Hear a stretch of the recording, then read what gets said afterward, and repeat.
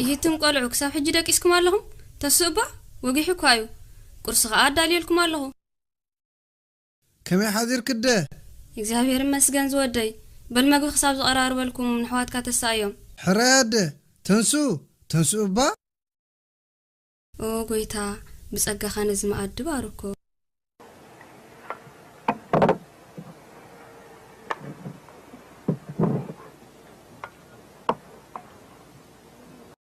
نايلو مقرص عزي تعمد طعمي هابكا زودي وا بشي لاي تساندي تنسيو اب كفلو خوينو ጸሎት ገብራለሁ حراي زودي ጸሎት مسودخ مصكمي كمي حدير كازودي نعبل مسحواتك هتقرص لما انت قرصني من زياده انا خوس داده حراي زودي وسدا سلامتاي ግን زودي زي بلعخ مغبده سايبلك انديو አይፋሉን ምግብ በጣም ጽባቃሎ ቆርብ ስለዝደለخيه ቅድም ቆርብ ማዓልታት ዶ ይተቀበልና حقها ጽባቃለኻ ለሙን ክቅበል ስለዝደለخيه ባረክ ካዝወደይ ተጸበየ እንበል ክዳነይ ቀይረ ምሳሓክ ኸይድ እዚ ማዕድል ዕልው ይኹም ዘምደቀይ راد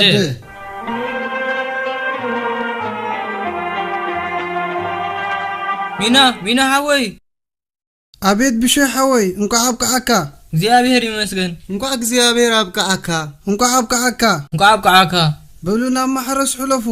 ሎሚ ብዙሕ ስራሕ ጽቤና አሎ አነውን ከርክበኩም የ ሕራይ ሎሚ ዳይ ተወፍር እንዲኻ ምሳና ነደይና ብዕዳጋ ብጽሕ ብቁልጥፍ ከርክበኩም የ አነውን ምሳኻትኩም ጎፍሬ ክትቆርስ በመጀመሪያ ንዓም ቁርስ ከዳልወልከ ሕራይ በሉ ብሰላም ፈሩ ጸኒሐ ከርክበኩም የ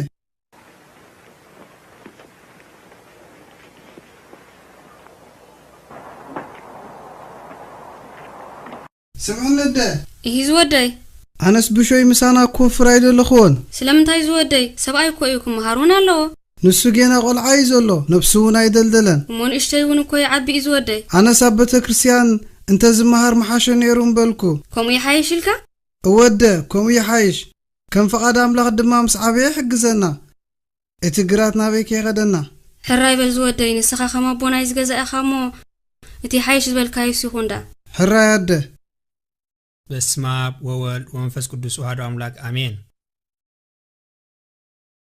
بلو با بلو دعري انتاي لان عيد يدول له بلو بسمع وول ومنفس قدس وهذا أملاك آمين صبو نعاب شيء نعقرب أبيت مفر سمعوه بشيء عاوغم حد الشمعراي بولوسك أريني كم يقولكم هم كتكبروا مرحبا ود كريستوس نفسي بمساخة أسنا تحبسنا اسمع عنده بشيء مسعفن من باب تغيله أي كلين يا مهر دعمبل سقم يلن كاب صلتك انت أصنعها أب سماي تنبر أبونان نايك قداس زمان أصنع له زغلو أصنعها فبايسي نسخات عايش انت لكم مهر أي فالون هو أبكر مزام تمارون كتحفلنيها كوف بلدعان كوف أبلو أتنقلعو لومي من تعاوغم بشيء في دلات كنمارينا إيه انتاي كنمارينا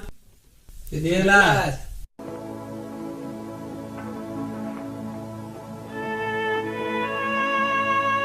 تمسكن كأملاخي مصحف جمير كادي خازودي وده جن قرب تايفن الله موت مرتسفتي خايخا هو بتعمل صبغيو بتمام هردما من باب مصحف زي ما كم أول من باب مصحف قدس يمهرنا كل إذا تمهير كايو وده تقصتات ونصنعنا اسكبل كابز صنع خايو تقصتات نجرني أنا من قد حق إن هيوتن إيه كهلا خنتاي نبيت إخزابير نغير مسبولوني تحقسكو إخزابير يبارك كازودي بل أنا دست بلن تقصغ نجركاي جن كتصنع عندك ننعد حدكم تفاقروا نحد حدكم تفاقروا مالت كم زي أنا نحواتي زفكرو مالت ريدة وزودي نساتمون عزيم يمزفوتوخا جن قويتانا أيس كروستوس انتاي ديلو نزرقمخم مرقو نزسألقخم أفكرو سلأتم زساقوكم صليو ولا ونكو حماق نزقبركا أفكر شعو عالم بملئتا كتفكركا يا كتصحف هذا الدي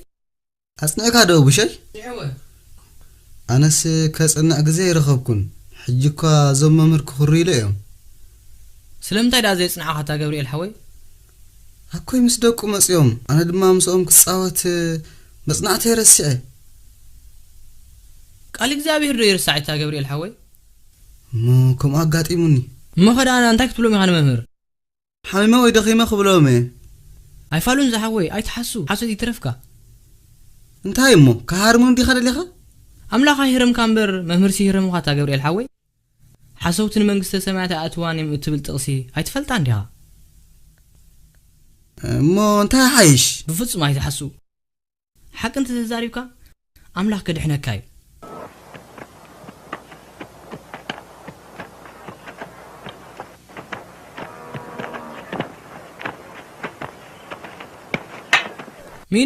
مينا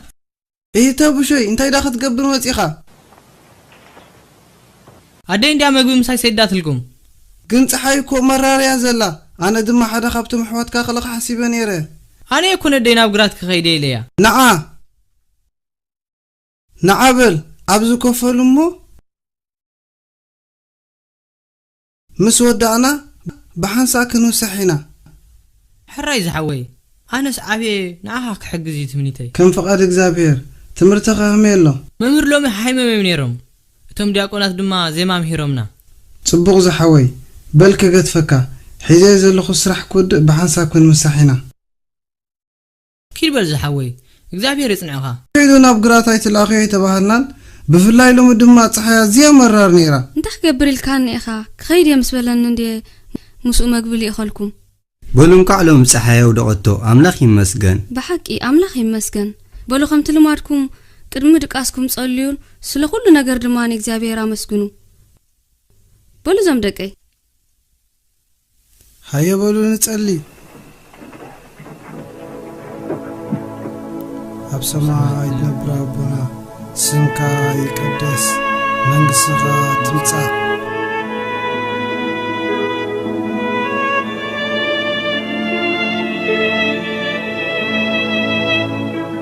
ንስኻ አኻርስተይ ጎይታዬ نعين ندقين تزازات كاخن حلون كنفصمن نسخا دما كل غزي مجمرتنا المفصمتنا نكون ولا كانوا احسن اي تفلينا نابناي امنت ودب بسلام كبصحهم حجزن غويتاي امين بسم ابن ولدن منفس قدسن بحاده املاح امين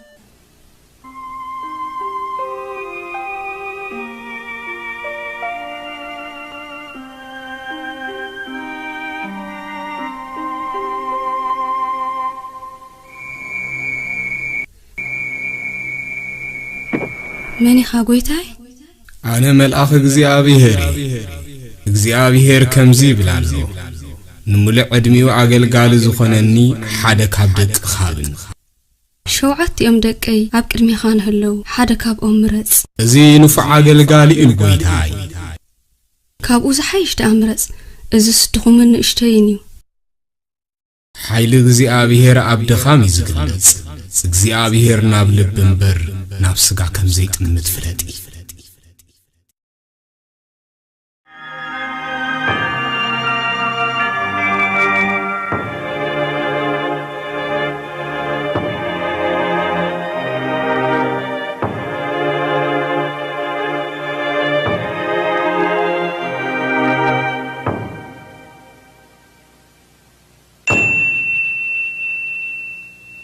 فقادك يخون قويتاي ازي تخل فصامي ابونا هينو سمع زاغوالي اززري اخي رأي سمعوا رأيو ملأخت خاب እግዚአብሔርዩ ወደኸ ብሻይ ዓቢን ቅዱስን ክኸውን እግዚአብሔር ድማ ምስኡ ክኸውን ብሻይ ሕርያ ሓዩ ስለዚ አምላኽ ምስኡ ክኸውን ተጠንቀቂ ከይትቃወሚዮ ምክንያቱ እግዚአብሔር ክመርሖ አምላኽ በመጀመሪያ ሰማይን ምድርን ፈጠረ ምድሪ ቅርጽ ዘይብላ ባዶ ነበረት ጸልማት ካብ ልዕልት ማዕበል ዝናወዝ ነበረ ማዓምቕ ባሕሪ ሰፊኑ ነበረ መንፈስ አምላኽ ድማ ኣብ ልዕሊ ማያት ይዝንብ ነበረ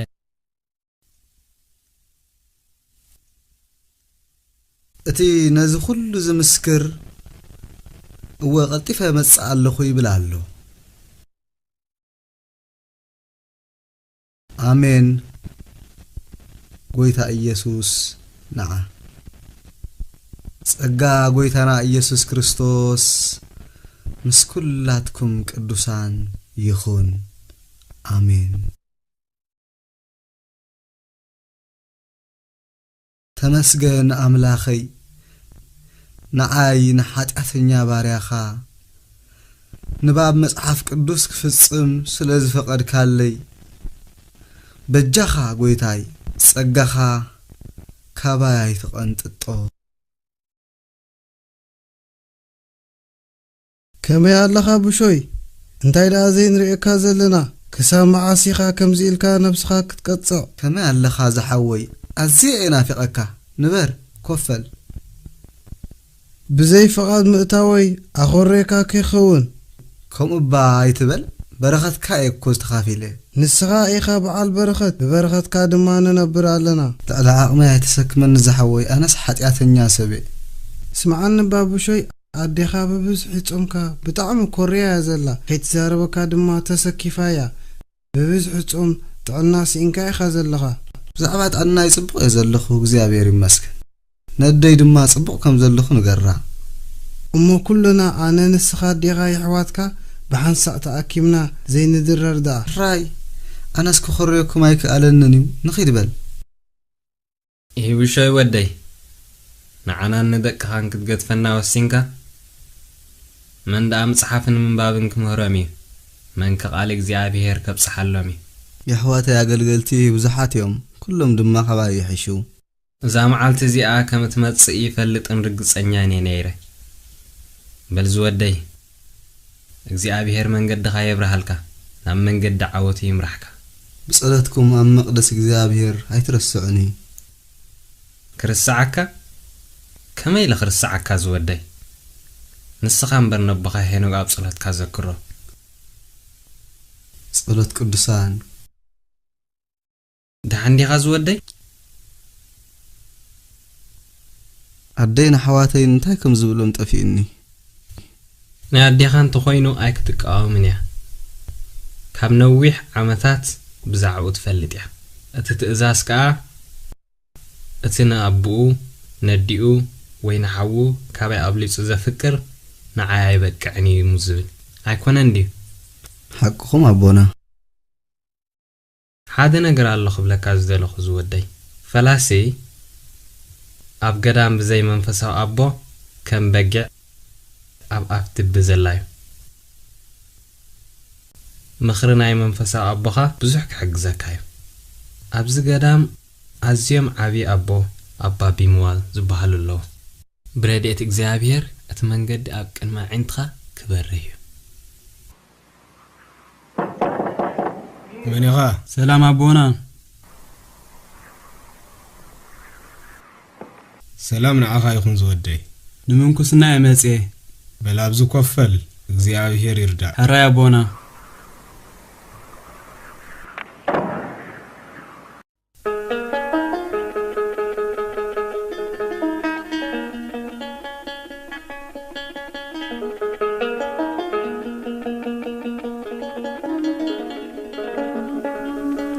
قليل يدي اللي الكالله من قدك تبرها اللي يسألنا يقويت أنا يسوع كريستوس كوسداف قد اللي يدي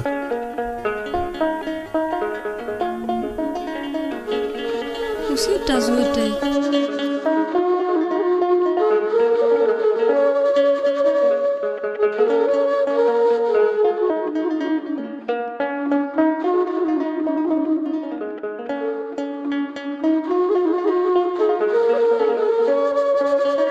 وقويتا يسوع كريستوس أب سماينا مدرن زلا كل ناتكا مقانو فلت إمو أنا دمالومي نوشي ودي باريخا مسوات حق المسقانا نخخون هبكا الله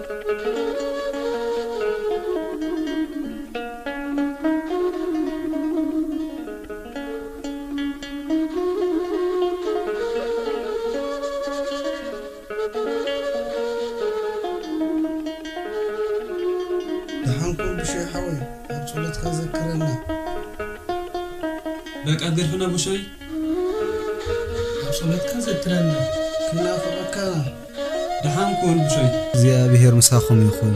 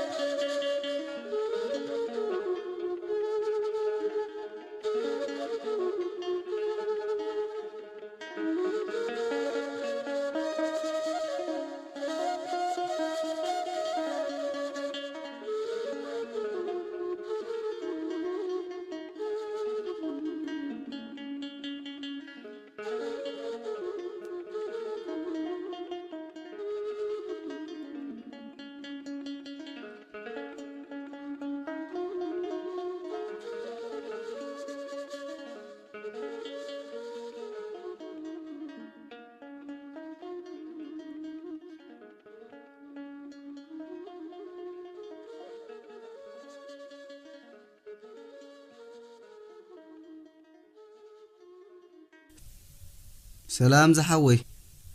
سلام نايا بابي مواقف لاوي مخانا رخت نقرني عبزين هالتك مع ساعات كم يوم زلو سخا خابزي دا انت تقبر كوفي لك هالخا أنا دعاك منكو سيدلي أنا منكم اندي أول السمي حاو خابي شي بهال نساغت منكو سيدلي خا وانا أبابي موات رأيك زيابير يمرح يوم ناتم تمارخن كون يفقدلنا اكزابير لبم يرح هيو مع تصخفتلنا نعبل نسألي سلام أبونا سلام እግዚአብሔር ንዓኻትኩም ይኹን መን ስምካ ንስኻ ጳውሎስ ንስኻ ኸ ቅድሚ ሕጃ ይረኣኹኻን ሕጂ መጽያ أبونا ካብ ቢምዋድ አንታይ ደሊኻ ዝወደይ ድኹም ብሸይ ክምንኩስ ደልዩ ክትምንኩሱ ደሊኹም ስለምንታይ መልስ እስኪ ብሸይ ወደይ ኣነስ ካብ ዝሓለፍት ዓለም ሃዲመ መጽያ ኣለኹ ድሌተይ ድማ መንግስተ ሰማያት ቦታ ክህልወኒ መንግስተ ኣምላኽ ብቐሊሉ ይፍቲ أبونا ማለተይሲ تقول كم زدلخا تردين له جن منجست أملاخ بقليلو تقطع يكونن دي باولوس وابونا منجست أملاخ دما بسناي بمقوار يكقطو زكا ألمبر كل قويتا زبل منجست أملاخ كقطع يكقلني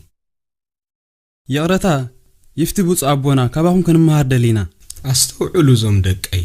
أبزاوتا منوكوس كوينخ أمزدلي بوبوتاتنا استقبلنا يتوفي تاسنيك حزي قبوي شللون كتبلو يبلكمن فلاس دما زي إزاز بدليتون بحسابون زخيد انتخينو كاب حجي فلينا سامع انتولو دما دد حريس عبن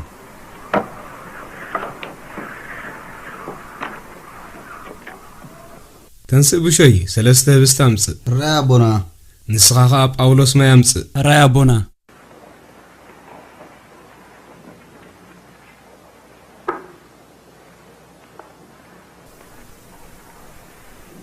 أنا خاجو كمس دحانا أبونا أنا خمس أي فالون كفولو عرفت زدلي منكو سيطان يصاروروي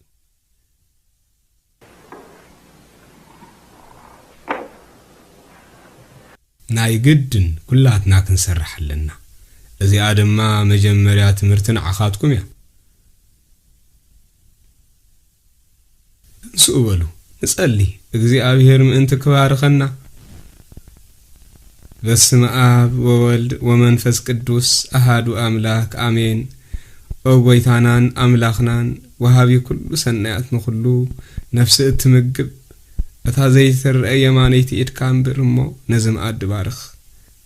በረኸት ካን ጸጋኻን ምልአዩ ካብኡ ንዝምገቡ መድኃኒት ምእንቲ ክኸውን ኦ ስሉስ ቅዱስ መድኃኒተ ስጋን ነፍስን ክኸውን ባርኮ አሜን።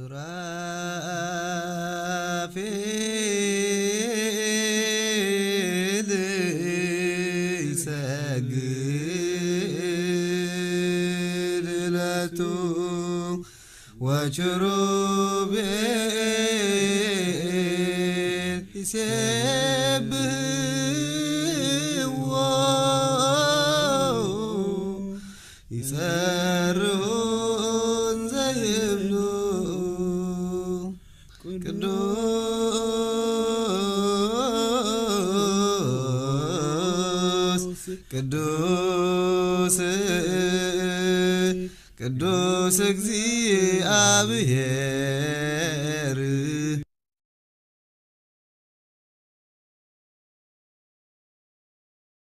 ጳውሎስ ንዓበል በረኸትና ያቡና ቢሞን ቀበል ከፈሉባ ያዕርፉ ከመይ ወኤልኩም ዘምደቀይ እግዚአብሔር ንጻዕርኹም ይባርኽ። እግዚአብሔር ይመስገን አቦና ገለን ህይወትና ተጠቅም ቃል ንገሩና። ምንኩስና ናይ ክርስትና እምነት ጽንዓት እዩ ናብ ናይ ዘለዓለም ድሕነት ዝወስድ መንገዲ እዩ። ምስ ጐይታና ኢየሱስ ክርስቶስ ትነብር ብምሉእ ኃይልኻ ድማ ተፍቅሮ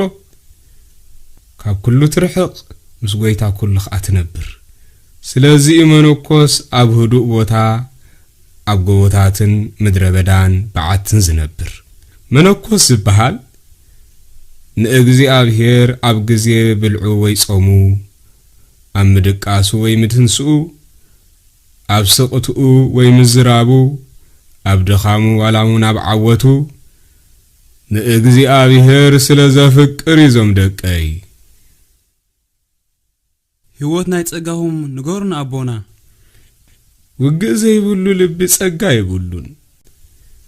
ልክዕ ከም ስጋ ምእንቲ ክበልዕ ክሰርሕ ዘለዎ እዩ። ነፍስና ድማ ስም ናይ ጐይታና ኢየሱስ ክርስቶስ ምጽዋዕን ተገዲፋ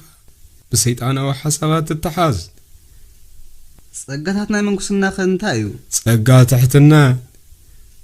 ዝዓበየ ጸጋ እዩ። ትዕቢት ዝዓበየ ኃጢአት እዩ። ስለዚ ድማ ነገድ ብምሉእ ካብ ሰማያት ናብ ምድሪ ወዲቖም ብትሕትና ድማ ወዲ ሰብ ካብ ምድሪ ናብ ሰማያት ልዕል ይብል።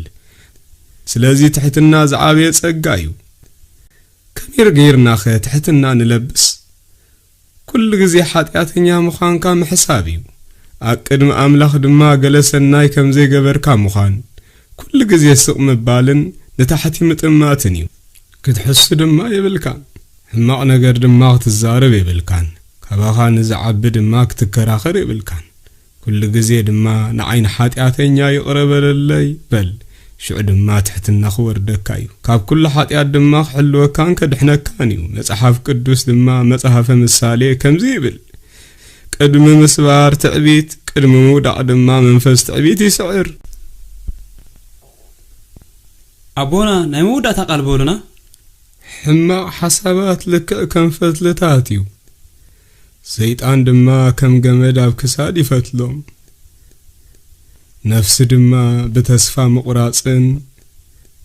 ብውዳሴ ከንቱን ይዋጋኣ። ግን እታ እምንቲ ሰብነት ብረድኤትን ብሓይሊ ኣምላኽን ትዕወት። ፈላሲ ነገል ህይወቱ ብንጽህና ንኽሕልፎ እንታይ ክገብር ኣለዎ?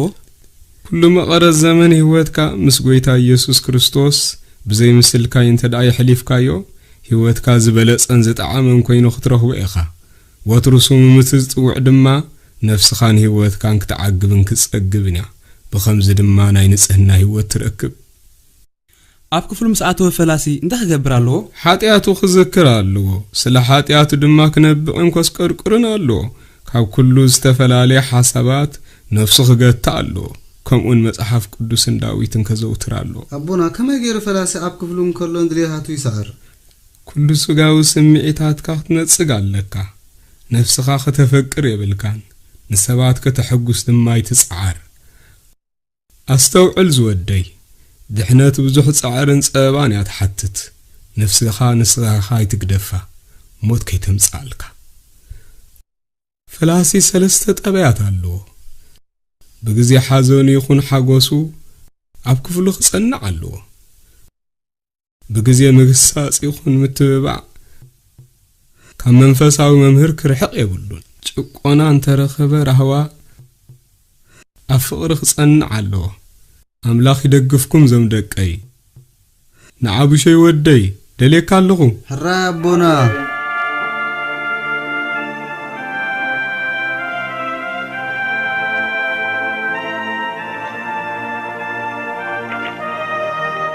እንካ ብሾይ ወደይ ቀረባ ክፍሊ ርኢኻ ኣብኡ ተቐመጥ። እዚ ድልየትካ እንተኾይኑ ሓደራኻ ምንባብ መጽሓፍ ቅዱስ ምንባብ ዳዊትን ኣይተቋርጽ። ኣስተውዕል ጸልኣሰናያት ድማ ክጻብኣካ እዩ። ብርሃጽካ ብላዕ። በስመ አብ ወወልድ ወመንፈስ ቅዱስ አሐዱ አምላክ አሜን። ኦ ገባሪ ሰናያት መፍቀረ ሰብ እግዚአብሔር ንዝምህሩና አቦታትና ፈለስቲ ንምልአት ፍቅርኻ ንኽበጽሑ ጸጋኻ ኣብዝሓሎ ኣብ ሓቀኛ ኦርቶዶክሳዊት እምነት ክሳብ መወዳእታ እስትንፋስ ንኽጸንዑ ደግፎም። ንዓይን ባርያኻ ብሾይ እግዚአብሔር ኣብ መፍቀረ ሰብ እቲ ሓደ ፍቅር ወዱን ድሕነትና መስዋዕቲ ክኸውን ዝለኣኸ ምዃንካ ንኽፈልጥ ደግፈኒ።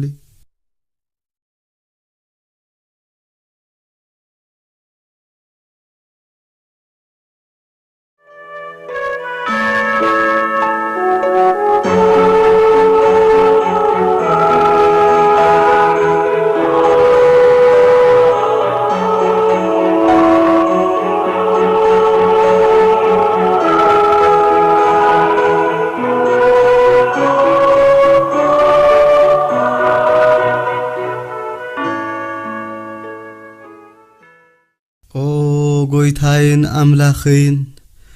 መድኃኒይን ኢየሱስ ክርስቶስ ንኽፈልጠካ ስለ ዝፈቐድካለይ ኣመስግነካ ኣለኹ።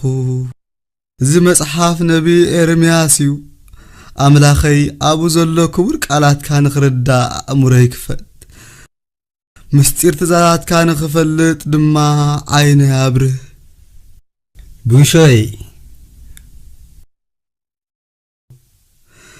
ኦ ፍቁር ክርስቶስ ነቢ ኤርምያስ ንስኻ ንዓይ ክትግለጸለይ ኣይበቃነ። ኣብዚ መጽሓፍ ናተይ ዝደለኸዮ ሕተት ኣነ ድማ ክምልሰልካየ። ስለምንታይ እዮም እቲ ዝርእይ ነቢ ኢሎምኻ? ምኽንያቱ ብዙሕ የስተንትን ይርእን ስለ ዝነበርኩ። ስለምንታይ እዩ እግዚአብሔር ኦም ለውዚ ዘርአየካ? ለውዚ ብቋንቋ ዕብራይስጥ ኮይኑ ትርጉሙ ድማ ንቕሓት ማለት እዩ። እዚ ድማ ነቓላቱ ትጉህ ከም ዝኾነ ክገልጽ ስለ ዝደለየ እዩ። እታ ክትክዖ ዝቐረበት እትፈልሕ ድስቲ ዘርአየካ ኸ? እግዚአብሔር ጥፍኣት ካብ ሰሜን ናብቶም ኣብዚ ሃገር ዝነብሩ ኣቢሉ ክግንፍል እዩ ክብር ስለ ዝደለየ እዩ። እታ ኦም በለስከ እንታይ ማለት እዩ? እቶም ትእዛዝ እግዚአብሔር ዝሕልውን ዝፍጽሙን ልክዕ ከምታ ጽብቕቲ ኦም በለስ መቐረታ ጣዕማ ክግለጽ ዘይካል እዮም። እቶም ትእዛዛቱን ፈቓዱን ዝቃወሙ ግና ልክዕ ከምታ ፍረ ዘይብላ ኦም በለስ ነቒጻ ናብ ሓዊ እትድርበ እዮም። ብዙሕ ኣድኪመካ ኣብ ገድለይ ረድኤት ንኽረክብ ንእግዚአብሔር ለምነለይ እግዚአብሔር ምሳኻ ይኹን ይባርኽካን ንስኻ አስተንቲንካን ሓቲትካን ድምጽ እግዚአብሔር ድማ ሰማዕካ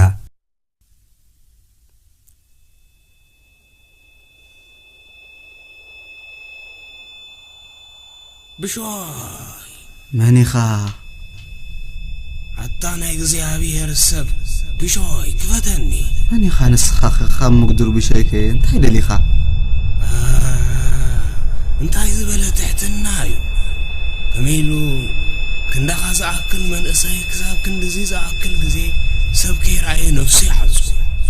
ሓጢኣተኛ ድማ ትብል ኖ ንስኻ ጻድቕ ሰብ ኢኻ ኣነ ድማ ቤትካ ክሪኦ ይደሊ ኣለኹ ክፈተኒ እንታይ ትደሊ ኣለኻ ኻባይ ንዓኻ ክስህበካ ዝኽእል ወላ ሓንቲ የብለይ ንስኻ ኩሉ ለካ ክፈተኒ እሞ ከኣቱ መን ምዃነይ ክነግረካ ኦ ጎይታ ኢየሱስ ክርስቶስ ሓይሊ ሰይጣን ካባይ ኣርሕቕ ኦ ጎይታ ይርድኣኒ እንታይ ዳ ስቕ ኢልካ ኣነስ ወላ ነገጸይ ክትሪኦውን ኣይበቃዕኒ ፍሉይ ትሕትናኻ ስዒርካኒ ብሾይ ኣነ ገድፈካኒ ክሳብ መወዳእታ ድማ ክጻረረካ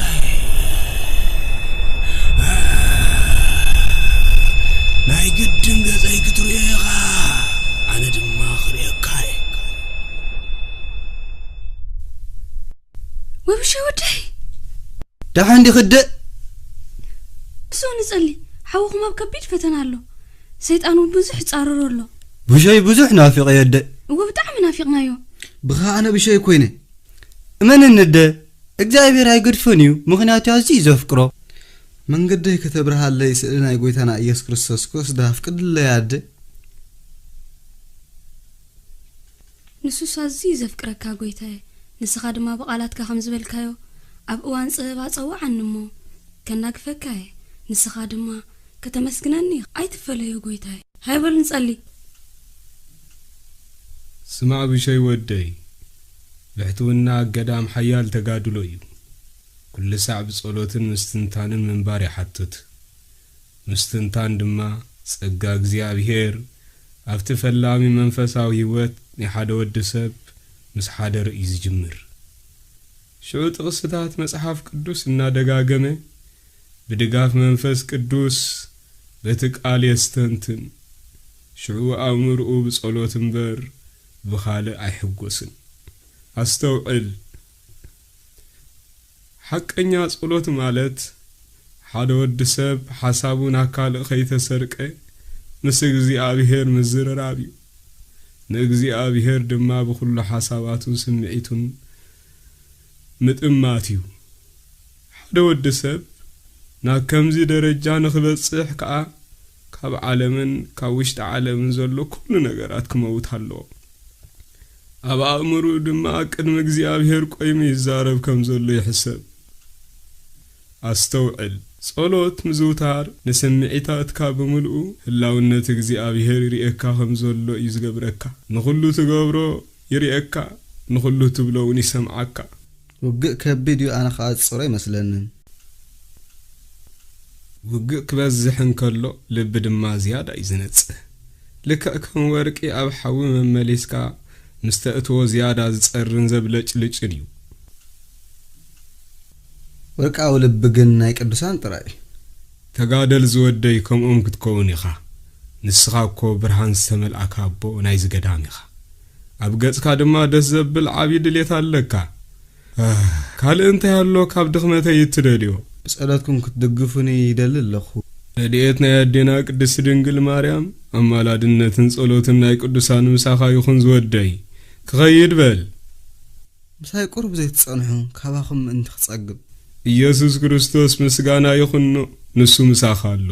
ንሱ ከዓ ኩሉ ትዘጽግብ ኣለዎ ቢሟ እንታይ ኣለዎ ቢሟ መግዱርን ሓጢኣተኛን ዘይረብሕን ሰብ እዩ በል ኣነ ክኸይድ ሕጅስ ኣቦና ሎሚ ብምምጻእኩም ብዙሕ በረኸት የረኺበ ሓወይ ጳውሎስ ከመይ ኣሎ እግዚአብሔር ናፍሰናይን ቁንዑን መገዲ ምራሕ ሰላም አምላኽ ምሳኻ ይኹን ዝወደይ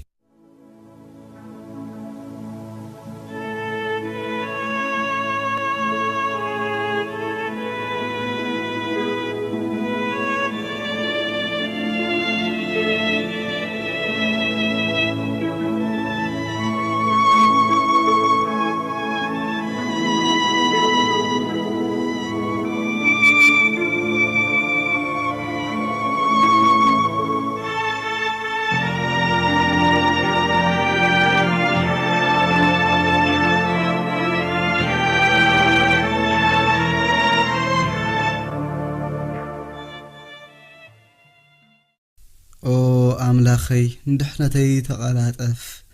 أتم نتفقاتي زعلمون دحريت يملسون يحفرون أتم كلهم زدليوخا يتحقسوا مدحان كادما يتحقسوا أتم كلهم زدليوخا بأخا يتحقسوا أتم ጸሎት ምዝብታር ንስምዒታትካ ብምልኡ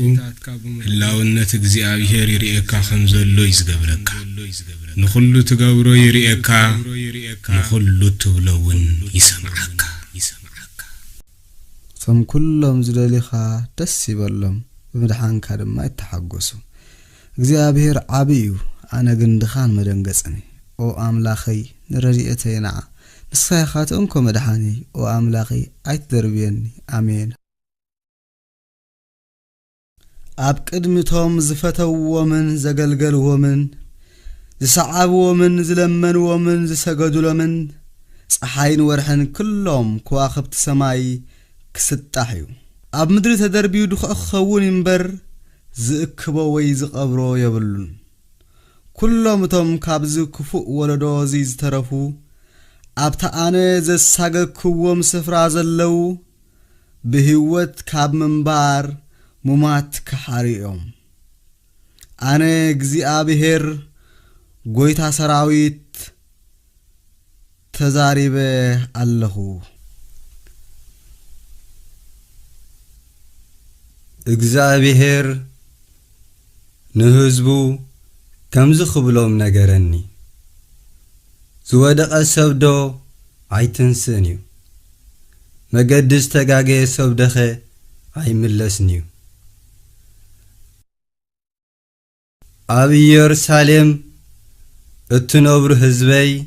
ዳ ስለምንታይ ናሐዋሩ ጠለምኩምኒ ቁኑዕ ኣለኻ እንታ ነቢ ኤርምያስ ሰብሲ ካብ ቁኑዕ መንገዲ ክጠፍእ እንከሎ ብዝተኻእለ ሓይሉ ናብቲ ቁኑዕ መንገዲ ክምለስ ይዝፅዕር ከመይ ገይሮም ግን ህዝቢ ኣምላኽ ጠፊኦም ናብ ኣምላኽ ክምለሱ ዘይከኣሉ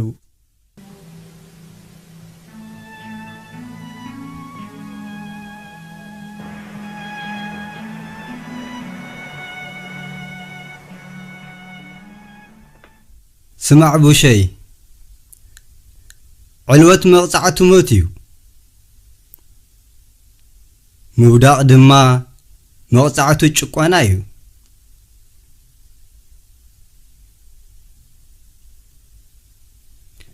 ምኽንያቱ ነፍሲ ወከፎም ኣብቲ ዝወደቐ እምኒ ዓለው እቶም እቲ እምኒ ዝወደቐም ግን ይስበር እዮም እዚ ኸዓ እቲ ነደቕቲ ዝነዓወ እምኒ ንስኻ ርእሲ ማእዝን ኮነ ንሱ ድማ ኢየሱስ ክርስቶስ እዩ እቲ ኣነን ኩላትና ነቢያትን ክንሪኦን ብርሃን ድሕነቱ ክንዕዘብን ዝተመነናዮ እዩ ናይ ነገስታት ንጉስ ናይ ኣማልኽቲ ኣምላኽ ያው ኣምላኽና ምስጋና ንዓኻ ይኹን ጎይታዬ እግዚአብሔር እቲ ኣብ ቅዱሳን ቦታታት ዝነብር ሰብ ኃጢአት ኣይፍጽምን ማለት ከም ዘይኮነ ክእውጅ ደለየ ምኽንያቱ ኣብ ልቢ ብልሽውና እንተሎ ከምኡውን ናይ ኃጢአት ምፍጻም ግዜ ምዝነውሕ ናብ እግዚአብሔር ምምላስ ምንሳሕን ዕድልካ እንዳኸበደ እዩ ዝመጽእ እዚ ወለዶ ድማ ናይ ግድን ድምፂ እግዚአብሔር ክሰምዕ ነበሮ ግን ኣእዛኖም ዓጸው ክርስቶስ በኣይገሩ ተዛረቦም ኣነ ኸኣ ብዓውታ ጸዋዕክዎም ንኽንስሑን ናብ እግዚአብሔር ክምለሱውን ነገርክዎም ግን ህዝቢ ኣብ ኃጢአት እንከሎ ንኽሰምዓካ ኣዝዩ ከቢድ እዩ እግዚአብሔር ይቅር ይበለልና ወትሩ ጸልየለይ ኣብ መንበረ ጸባኦቱን ዘክረኒ ምኽንያቱ ኣዝየ ድኹም እግዚአብሔር ይባርክካ ቡሸይ ንኹሉ እቶም ብወኻ ርዲት ይሃብካ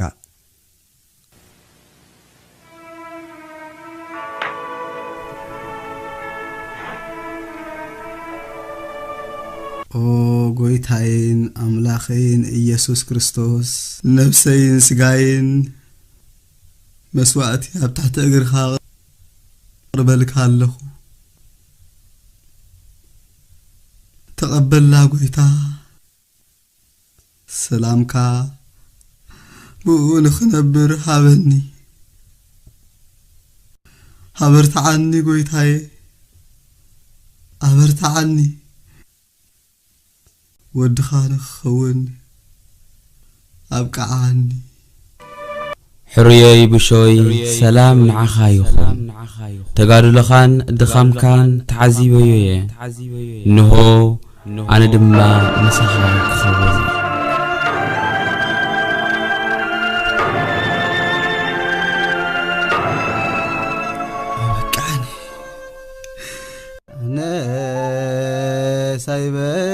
ሳይበቃእኒ ክትመፀኒ ብቕዓት የብለይን ክትበፅሓኒ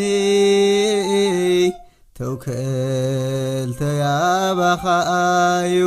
ሓይሊ ሃበኒ ኣቤት ፍቕርኻ ገሪሙኒ ከም ቃልካ ምርሓኒ ፈሊኻ ግዜ መሪፅካ መፂኻ ናብ ዘለኽዎ ምርኩስ ደገፍ ኮንካኒ መሊካ ዝደለኽዎ ኣነሞ ነፃ ኮይነ ይህደ ናይ ደሓንዳ ክሳብ ሕጂ ዘይደቀስኪ ንዓኻ ጽበ ዝወደይ ስራሕ ናይ ዕዳጋ ትፈልጥዮ እንዲኽደ ሕሳብ ክንዓፁ ንብረት ክነታእታቱ ምድንጋይሳ ሓድሽ ኣይኮነን ኣይፋሉን ካልእ ነገር ዳ ዘሻቅለክሎ ጽቡቕ ኣለኻ ዝወደይ ሓውኻ ብሸይ እንዴ ብጣዕሚ ናፊቐዮ ሕጅስ ክንደይ ዓመታት ኮይኑ ደሃይ የብልና ድምፂ ሰማዕና ብሸይ ዳ ኣንቲ ደእቲ ዝበለፀ ህይወት እዩ መሪፁ ንስኺ ድማ ኣጸቢቕኪ ትፈልጢ ኢኺ ወፈልጥ ዝወደይ ግን ልቢ ወላዲት ኮይነኒ እግዚአብሔር ልብኺ የቕስን ሕጂ ግን ደቅሲ ከም ፈቃድ እግዚአብሔር ጽባሕና ወብቕሺ ከድና ከመይ ጌርና ደሃይ ብሸይ ከም እንረክብ ክሕብርና እዮም ወድ ኣዝወደይ ከም ጌርካን ልቢ ያቕስነኒ እግዚአብሔር ይባረካ አንቱም አባይሳ ኣብ ዓድና በጽሕኩም ከተብቅዑስ ነብኹም ሄኖክ ሰላም ክትብሉ እኮ ይትመጹ ጽቡቕ ኣለኹም ኣቦና ግን እመኑኒ ኩሉ ግዜ ክመጽእ በረኸትኩምን በረኸት ቤተክርስትያንን ክቕበል ብልሞ እንተ ግዜ ግን ብፍጹም ኣያኽለንን ኣቦና ቢሞዋ ኸኣ ፈላሲ ፍርያት ኢዱ ሸይጡ ናብ ክፍሉ በቐጣ ክምለስ ኣለዎ እዮም ዝብሉ ከመይ ኣለዉ ኣቦና ቢሞዋኸ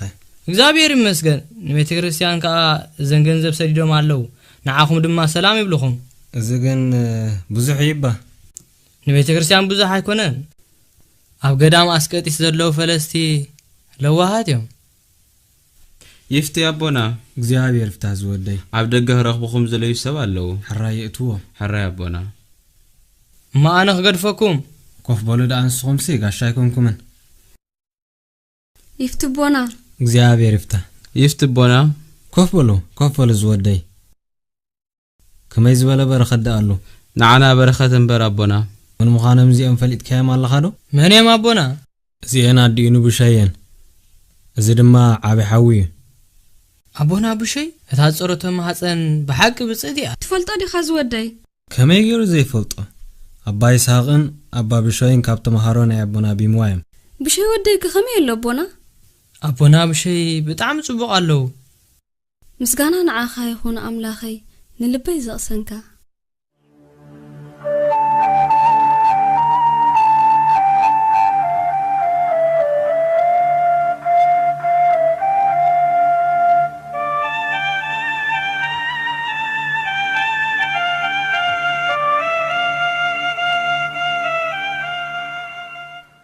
ዮሐንስ ሰላም ኣቦና ሰላም ንዓኻ ይኹን ዝወደይ እዛ ንቕስቲ ጉንዲ ትሪኣ ደለኻ ተኺልካ ክሳብ ጨንፈር ኣውፅኣ ትልምልም ንግዜ ብዘይ ምቁራጽ ማያስትያ ኣበይ ክትኽላ ኣቦና ኣብዚኣ ዮሐንስ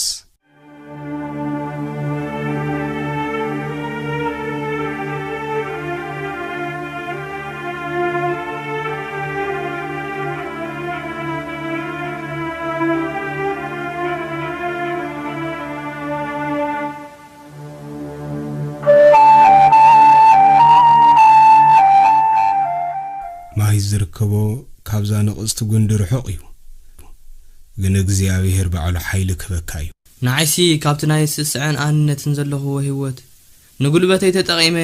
ዝዓየሉ ዕድል የረኺበ እሞ ኣነስ በዚ ዕዮ እዚ ብጣዕሚ ሕጉስ እየ እግዚኣብሔር ይባርኽካ እግዚኣብሔር ምሳኻ ይኹን ዝወደይ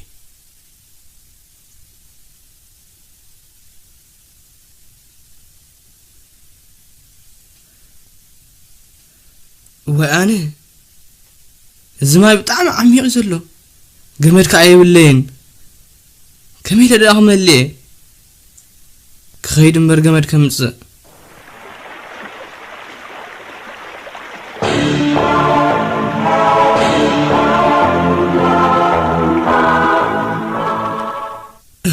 ተመስገን ጎይታይ ተመስገን ጎይታይ ተመስገን ኢየሱስ ክርስቶስ አምላኸይ አቦና መሃሩኒ ትምህርትኩም ለነፍሰይ ህድአት ልበይ ድማ ሓጎስ ይዝመልእ እግዚአብሔር ይባርኽካ ዝወደይ አስተውዕል ብሸይ ወደይ ህንፃ መጀመርታ ላዕሊ ድሓር ድማ ታሕተዋይ ክህነፅ ኣይከኣልን እዩ መጀመርታ መሰረት ድሓር ድማ ላዕሊ ይስህነፅ ንዓይ ዮሐንስ ወደይ አባ ቡሸይ ዮሐንስ ተማሃራን ያተዩ ሰላም አቦና ኮፈሉ ዞም ደቀይ ኮፈል ዮሐንስ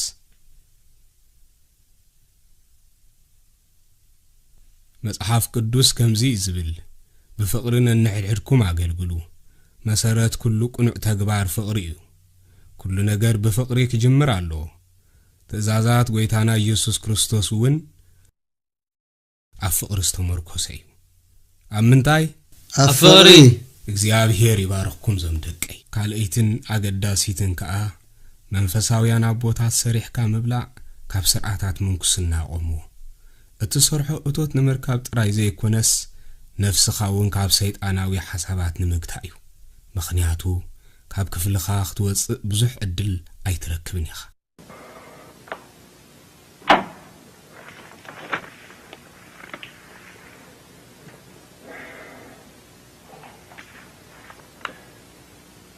ኦ እግዚአብሔር ንኣሕዋተይ ፈለስቲ ነቶም ዘፍቅሩኻን ትእዛዛት ካን ዝሕሉ ዘክሮም ንኣቦና ቢሟ ስለትጓስነቱ ንዓና ዘክሮ ንሓወይ ዮሐንስ ዘክሮ ኣባሕተውኑ ኣበርታዓዮ ጎይታዬ ኢየሱስ ክርስቶስ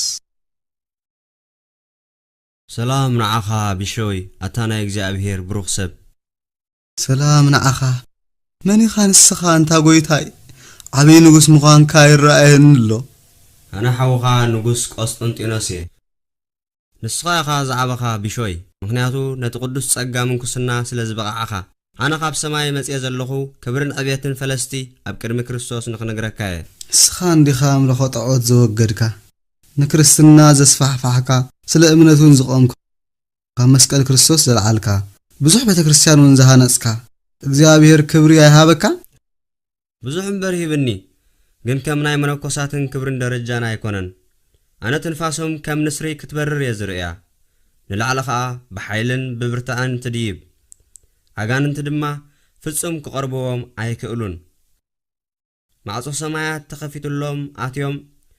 ኣብ ቅድሚ መንበር ጎይታ ክቆሙ ከለዉ እውን ይርኢ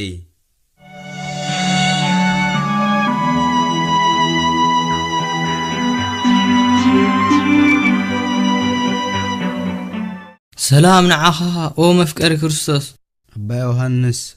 እንኳዕ ደሓን መጻእኩም ብስም ኣምላኽ ነመይና ዲኻ ዘለኻ ምስ መን ደኣ ክትዛረብ ጸኒሕካ ሰሚዕካ እንዲኻ ኣቦና ሰሚዕካ ወ ስማዕ ኣባ ዮሐንስ ኣነ ኣይግባአንን እዩ ግን እግዚአብሔር ንንጉስ ቆስጠንጢኖስ ክብርን ዕብየትን ፈለስቲ ኣብ ሰማይ ንኽነግረኒ ልኢኹለይ እዚ ኸኣ ብዙሕ ምእንቲ ክጋደልን ክደክምን እዩ ንጉስ ቆስጠንጢኖስ እኮ ናይ ክርስትና ምስፍሕፋሕ ምኽንያት ዝነበረ እዩ ወዲ ተዓባይ ቅድስቲ ንግስቲ ኢለኒ ብርግጽ ከኣ ኣብ ቅድሚ እግዚአብሔር ዓብይ ክብሪ ኣለዎ እግዚአብሔር ይባርክኩም ዞም ደቀይ እንሆ ፈላም ፍረን አይታገረብ ይባርኮ ቦና ወፈል ዝወደይ ብልዑ ዞም ደቀይ ዝፍረት እዛዝና ዮሐንስ እዩ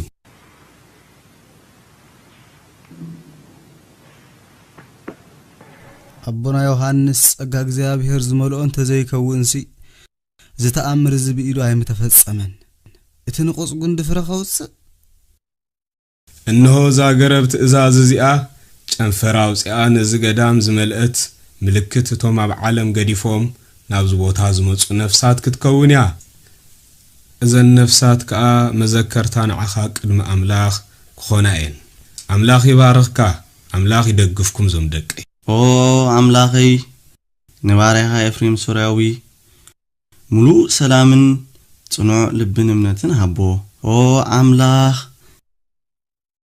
ኣብ እዋን ፈተና ኣበርትዓኒ ህድኣትን ሰላምን ሃበኒ ንዓይ ንኃጢአተኛ ይቕረ በለለይ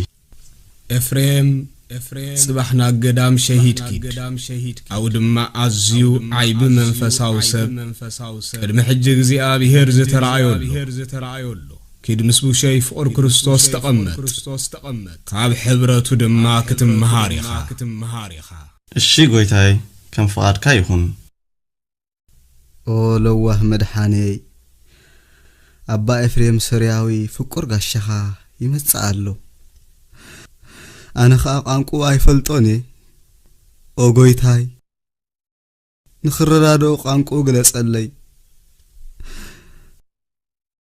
ብምምጽኡ ክሕጐስ ካብ ፍልጠቱ እውን ክመሃር በረኸቱ ኸኣ ክቕበል አሜን ክኸይድ እሞ ክቕበሎ ናብ ከምዚ ዝበለ ቅዱስ ሰብ እንጨይቲ ሒዘ ኸኣቱ ጽቡቕ ኣይኮነን እሞ ኣብዚ ደገ ክገድፋ እንቋዕ ብሰላም መጻእካ ኤፍሬም ሓወይ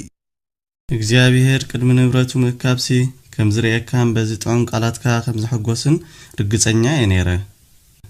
እግዚአብሔር ነዊሕ ዕድመ ይሃብካ እንታ ኤፍሬም ሓወይ እቶበል ቤት ኃጢአተኛ ብሸይ ሓውኻ ክትባርኽ ኤፍሬም መን እዩ ናይቲ ክርስቶስ ዝተገልጸሉ ቤት ዝባርኽ እተው ኣቦና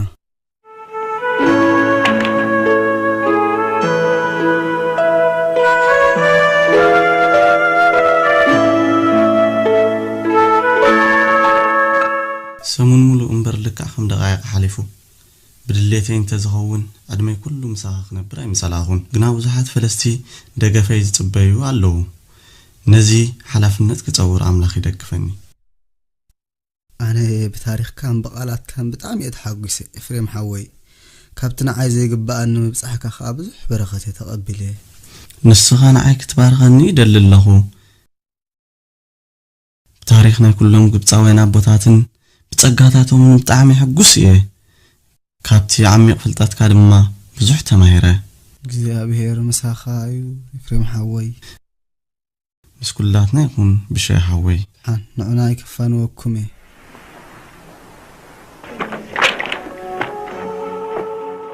በስመ አብ ወወልድ ወመንፈስ ቅዱስ አሐዱ አምላክ በትርኹም ጨንፈር አውጽያ አባ ኤፍሬም በረኸትኩም እዩ አባ ብሸይ እዚኦም መዘከርታ ናይ መብጻሕካ ክሳብ ውልድ ወለዶ ክትከውን እያ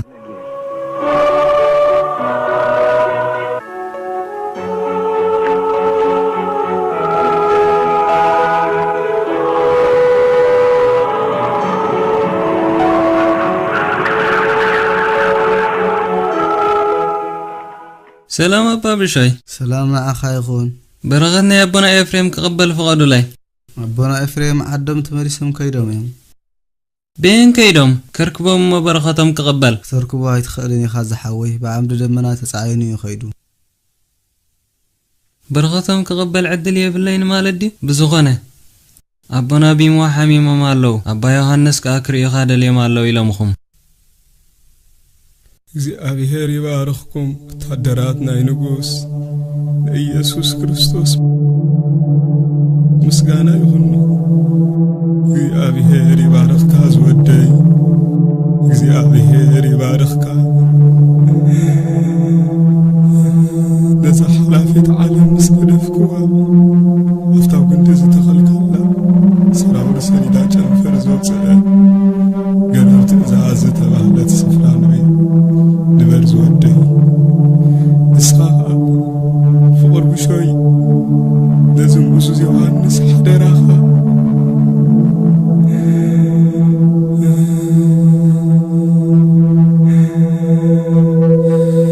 حرايا بونا يوحنس نعيبش تصاويرني 12 عامات حمامين كان زاين تصاويري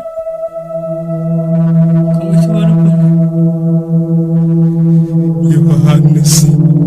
ملأخ برسما يكون أنا حدثني يا سبي أبونا نزعبي فقركم وين زبقعكم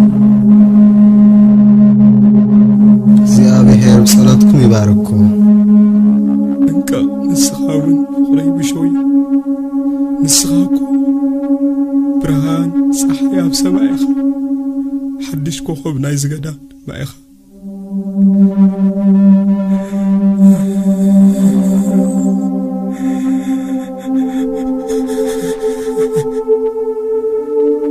ቅድሚ ሓደ እዞም ደቀይ ሓደ ኣገዳሲ ነገር ክነግረኩም أنا خفلي منبري بإيدي يعني صيح كابد خميزت انت زي كوين أي بلعكم لك كم تتأزاز وانجيل زولا بالهاز قاز كان جيرا خبلا بسأقع اكزي أبهير هيوتي كساب ساعات زيا زد عسن نقا يقبركم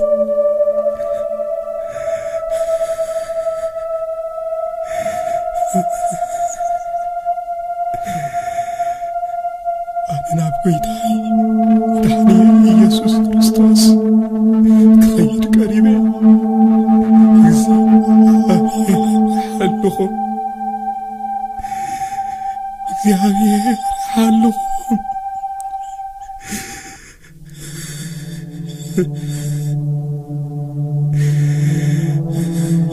بጸጋ ቃሉ ይነጽኩም ይደግፍኩም مساهم يهون أملاخي أملاخي أملاخي سوعني مغنياتو تأزازك حلي هاليلويا هاليلويا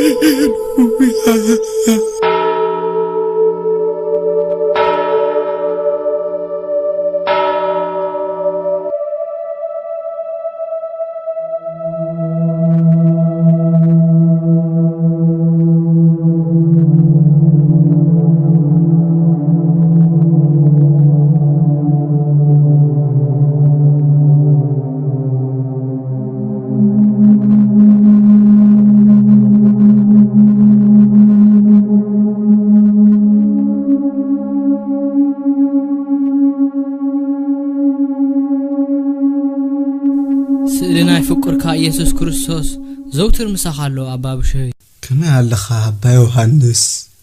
أنا سبحتونا كابتنا مجمرتان لعلي كم زفكرك يخويني رأينا له صبغ علخا فكر حوي انتهي كم نقبر كنقرنا مأنتي نهب እግዚአብሔር ጸሎት نعرق ننوح وان دمان ጸሎት نقحو شاخا ملاك እግዚአብሔር ተገሊጹ ነስ ወከፎም በበይኖም ንኽነብሩ ሓብሮም እዚ ድማ ነቲ ናይ ድሕነት መንገዲ እግዚአብሔር ዝመደበሎም ንኽሞችኦ እዩ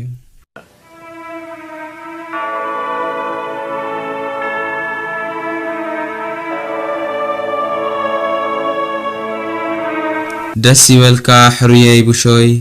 መነኮሳን ነዝገዳም ዝመልእዎ ክሰደልካየ ኣብኡ ኸኣ ንዓይ ከምልኹን እዮም እሞኸ ኣብዚ ገረኻ ክትድግፎም ዲኻ ነንሕዶም እንተተፋቐሩ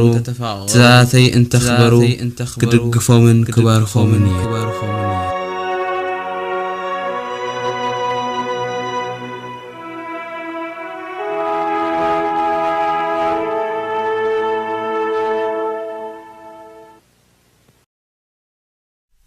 ብኸምዚ ከዓ ወረ ኣባ ቅዱስ ቡሸይ ኣብ ኩሉ ተፈልጠ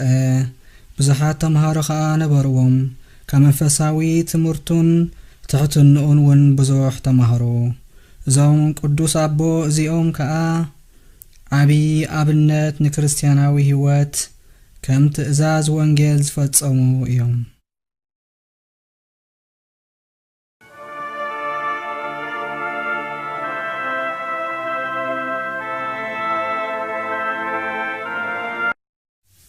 زعابي ጸጋ ሓደ ፈላሲ ዝገብሮ ኩሉ ግዜ ቃሉ አደንግዩ ዘረባሓው ምስማዕ እዩ አባቢ ሙዋ እግዚአብሔር ነፍሶም ያዕርፍ ሰብ ሕቶ ክሓቶም እንከሎ መጀመርያ ቁሩብ ስቕ ይብሉ የስተንትኑ ድሓር ይምልሱ ምኽንያቱ መጽሐፍ ቅዱስ ከምዚ ይዝብል ሓደ ሰብ ንምስማዕ ቅልጡፍ ንምዝራብ ከዓ ደንጓይ ይኹን ካልእ ነገር ከአሎ ክብለኩም ዝደሊ ኩሉ ስራሕና ቅዱስን ኣብ ቅድሚ እግዚአብሔር ቅቡልን ክኸውን ነንሕድሕድና ምፍቃር ክንለምድ ኣለና ወላ ሕማቅ ዝገበረና እንተኾነ ቅድሚ ካልኦት ምፍራድና ነብስና ንፍረድ በሚዛን ናይ ጥቕሚ ዘይኮነ ብሕልና ኣብ ኩሉ ተግባራትና ከዓ ቅድሚ ዝኾነ ውሳኔ ምውሳን አጸብቅና ነሕሰብ ምኽንያቱ ቅዱስ ሐዋርያ ጳውሎስ ከምዚ ይዝብል ኩሉ ነገር ተፈቂድለይ ኩሉ ግን አይጠቅምን እዩ ግን ከና ዓይንታ ይጠቅመን ያቦና ሰቦና ሉቃስ እንታይ ጌርካ ዋ ናቦና ሉቃስ ከም ዝረኸብኩም ዳ ከመይ ገይሮም ፈሊጦም ስማዕ በልክ ነገረካ እንታይ ከም ዝጠቅመካ ዝኾነ ውሳኔ ኣብ መንጎኻን መንጎ ኣሕዋትካን ጽልእ ዘየምጽእ ንዝኾነ ካብኦም ድማ ዘይኾሪ ወይውን ኣብ ህይወቱ ዘይብላሹን ይሰማማዕ እዩ ዝኾነ ውሳኔ ኣብ መንጎኻን ኣብ መንጎ ኣምላኽን ድልድል ዘይፈጥር ይሰማማዓካ እዩ ከመይ ጌርና ኸ ናብዚ ውሳኔ ንበጽሕ ብጸሎት ምስ እግዚአብሔር ተዘራረብ ንሱ ድማ ክሕብረካ እዩ ኣነ ድኹሜ ኣነ ኣይግባአንን እዩ ኣነስ ድኽመተይ ክሳብ እንታይ እዩ ቅንዑን ጌጋን ዘይፈልጥ ሓብረኒ ኣምላኸ ይበሎ ጸሎት ዞም ደቀይ እቲ ሓንቲ መንገዲ ወትሩ ምስ ጎይታና ኢየሱስ ክርስቶስ እተራኸበና ኣነ ግን ብዙሕ ክጽልም ምስ እግዚአብሔር ክዛርም ፈቲነ እንታይ ከም ዘሎ ይፈልጥ ኣይነበርኩን ዘረባይ ወይ ምጥርናፍ ይዓብየኒ ጸሎት ዝጥርነፍ ቃላት ኣየድልየኑ ዝወደይ ልብኻ ክዛረብ ግደፎ ስለ ፍቅሩን ስለ ኩሉ ሰናያቱን አመስግኖ ኩሉ ሽግርካ ተንትነሉ ጽርካ ከዓ ናብኡ ደርብዮ አቦና ብሾይ ከመይ ገይሩ ሓደ ወዲ ሰብ ሰሙን ወይ ክልተ ሰሙን ከይደኸመን ከይሓመመን ክጸውም ይከኣሎ ብጸሎት ብልምምድ ረድኤት እግዚአብሔር ብምሕታት ናይ መባልዕ ሓሳባት ምቁራጽ እዩ ቃል አምላኽ ከምዚ ይብል ሰብ በኩሉ ቃል አምላኽ እምበር ብእንጀራ ጥራይ ክነብር አይክእልን እዩ ከምኡውን ኣነ ህብስቲ ህይወት ይብል ክርስቶስ ህብስቲ ህይወትና ዞም ደቀይ እምበር መግቢ ይኮነን ንሆ እዚ እዩ እቲ ካብ ሰማይ ዝወረደ ህብስቲ እቲ ካብኡ ዝበልዕ ከዓ ንዘለዓለም አይጠምን እዩ ፍቃድኩም እንትደኣ ኮይኑ አቦና ዝያዳ ባብርሁልና ካብዚ ህብስቲ እዚ ዝበልዐ ናይ ዘለዓለም ህይወት ኣለዎ እቲ ኣነ ዝህቦ ህብስቲ ከዓ እቲ ምእንቲ ብዙሓት ንሕድገት ሓጢኣት ዝተቆርሰ ስጋ እዩ ሓደ ወዲ ሰብ ካብ ስጋን ደምን ወልደ እግዚአብሔር ዘውትር እንዳተቀበለ ነዚ ምድራዊ ህብስት ኣይክደልዮን እዩ ዋላ ማይውን ምኽንያቱ ክርስቶስ በትህያው ቃሉ ከምዚ ይብል ኣነ ፈልፋል ማይ ህይወት ብኸምዚ ከዓ መንፈስ ቅዱስ ክሕደት እዩ ህላዌ እውን የብሉን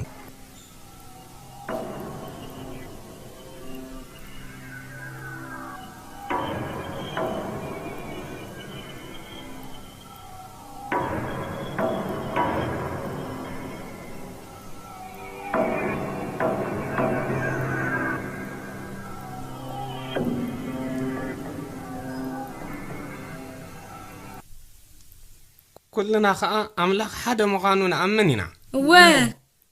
أمين أملاك سقال بيسو بكريستوس تغليس انت خوينو أملاك كريستوس مالتيو كريستوس كا أملاكيو سلازي منفس قدوس أرلاينات يبلون كلنا مصحف قدوس كم زنببنايو أنا أبو كم زلخو أبو خا أبا يالو مالت كلت يوم حدا منفس قدوس يدلني يرون تزخون أنا أبون منفس قدوسن حدا إنا مبالي سبحان الله كنصلخ لنا بسمعون ولدن طراي كنبل مالت ديو منفس قدوس يلن اوه بخمس خا منفس قدوس كحدتيو هلاونات ون يبلون سلام نعاها زقرم انتايو تزقرم أزان زنبيل بيتكا سنيح كاين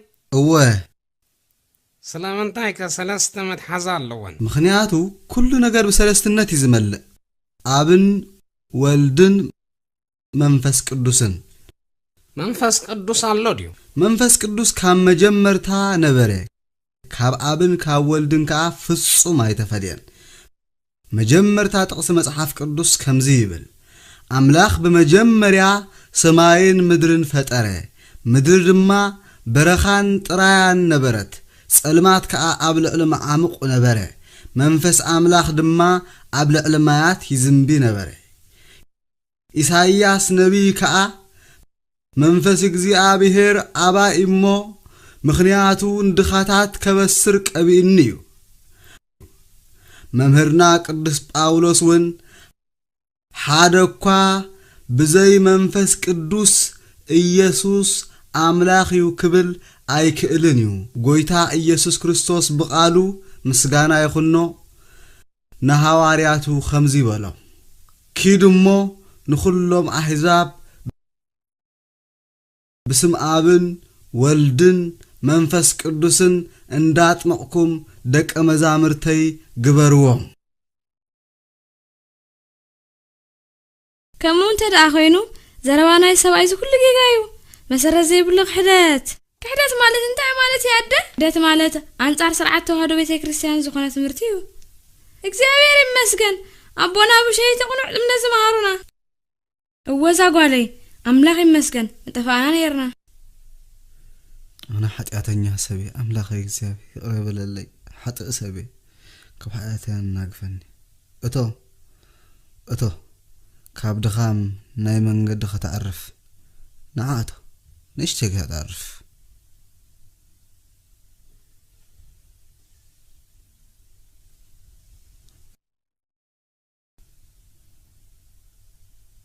دحرزنا وح قعزو دخين كأخا تخون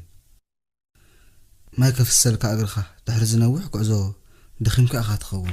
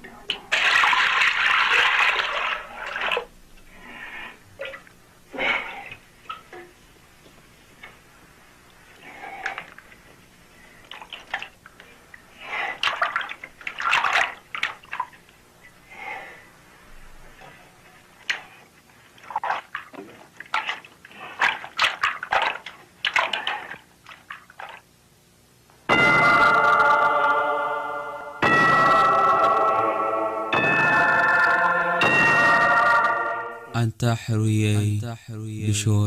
بشوي كبرنا أخاي يخون أمل أخي أنس أيقبأنني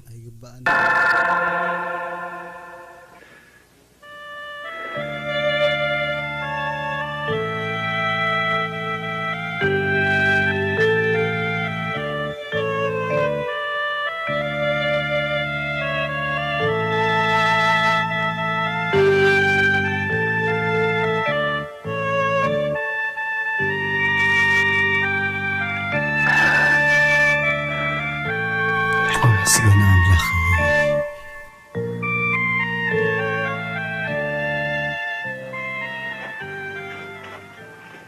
أبي لا أصنع كان تايق أودي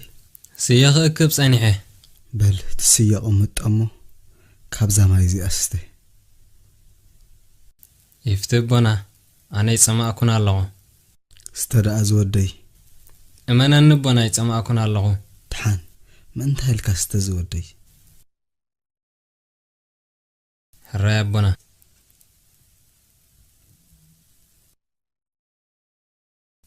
بس ما سلاسة ناوي كيدو تماي نغيصو كوبنا انت ودي ستي لك كاندي ناي من تاي ما يخبنا زماي حصاب اغري ኢየሱስ ክርስቶስ እዩ ወይ ወርደተይ ኣነ ሓጢኣተኛ ካብ ዝቅዱስ ማይ ክሰቲ ዘይወቃዕኹ ወይ ወርደትካይ ኣይቆብ እንታይ ኣይቆብ ወደይ ንኣዳም ኣብ ሓጢኣት ክወድቕ ካብ ገነት ክስጎግ ዝገበሮ ዘይምእዛዝ ጥራይ እዩ እግዚአብሔር ይሓልኻ يمحرنني محركان زودي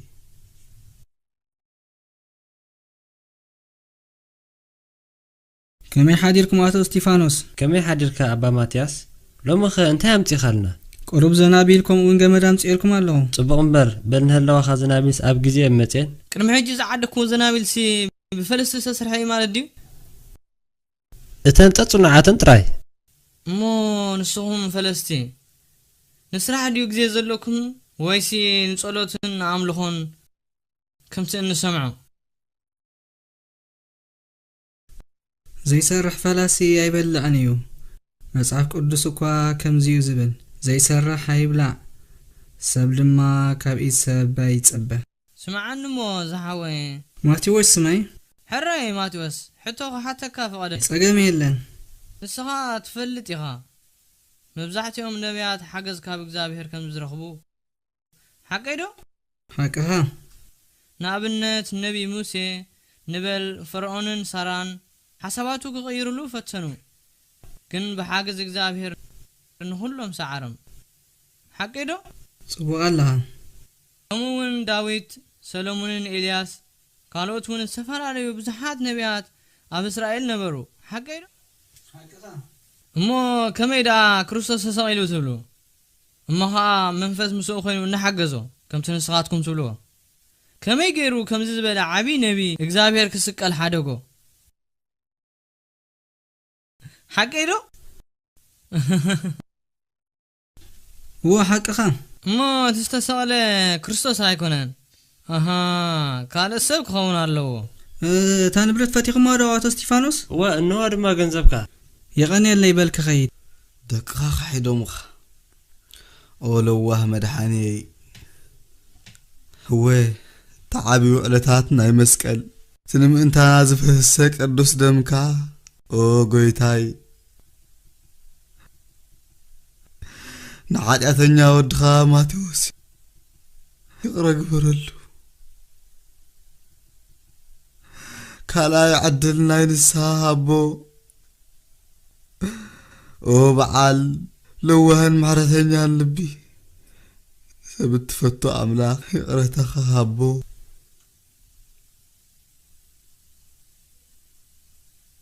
سلام لأخم أبونا سخا مني خا أنا منو سماتي وسي أبونا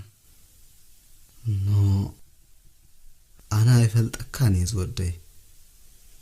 كما يجيركم زي تفلتني أنا وكا ود مزمركم إيه سلامتا أبونا تقينكمني سخا مني خا زودي أنا ودكم ماتي وسي لكم أبونا سخا ودي يكون كان سلامتا يداخم تولو أبونا نت إسرائيلاوي سبعي زرخب كايو انتهي الكايو اتستسأل كريستوس هيكونن كالي مسبلكا كمل صلي كالكون مخنياتو علالي نيرو نو زودي ازي مترطارن غدلو امنتن يزري يغرق ورو لي ابوي بزي فلات تغاغي كريستوس مسقل استسقللو بخنيات ما انت خان ما انت حاتياتنا يز عالمني كريستوس فردنا እግዚአብሔር ዝፈጸመ እዩ አዳም መስተጋገ ንሞት ድማ መስተፈርደ ክርስቶስ ካብ መግዛእት ሰይጣን ነፃ ኸውፅኣና መፀ ክርስቶስ ዝገበሮ ንዓኻን ንዓይን ሓጢኣተኛሃት እዩ መስቀሉ ከመይ ጌርካ ትኸሕድ ይፍቲ ኣቦና ይቕረ ግበሩለይ ምእንታይ ድማ ጸልዩ እግዚአብሔር ይቕሬታ ምን ትኽደሉ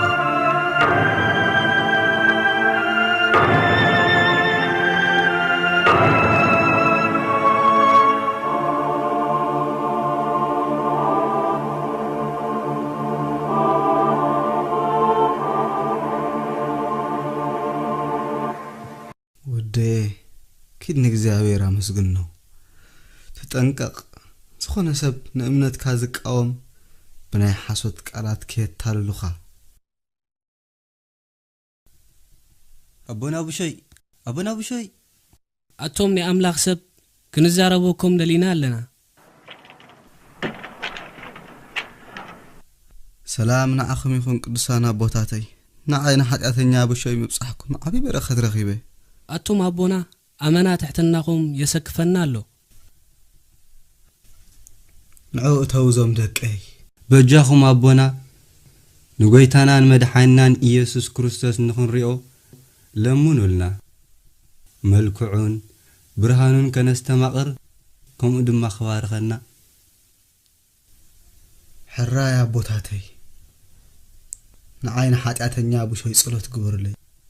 እግዚአብሔር ንዓኹም ክሓተልኩም መታን ክኽእለኒ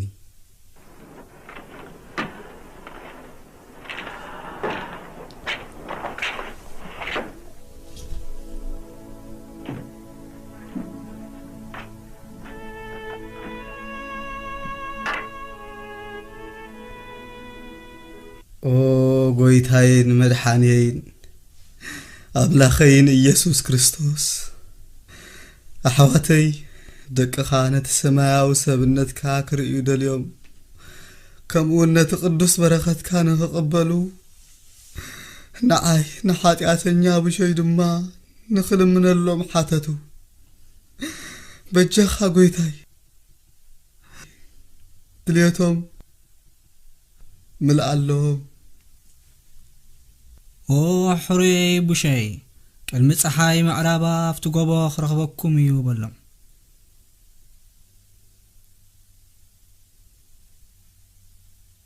ክብርን ስልጣንን መጎስን ግርማ ንዘለዓለም ንዓኻ ይኹን አሜን